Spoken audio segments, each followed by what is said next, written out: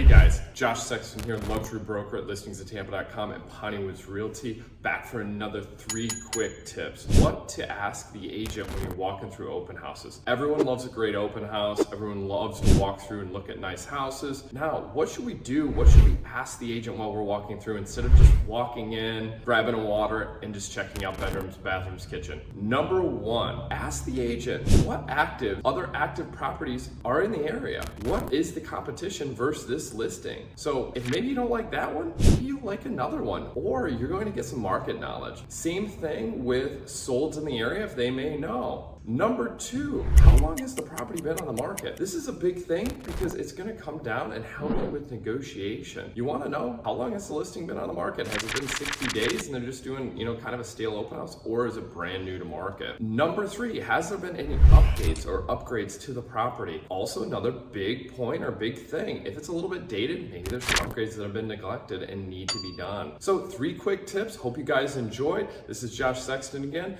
Subscribe if you're on YouTube, like and comment if you're on Instagram. Have a great day, guys.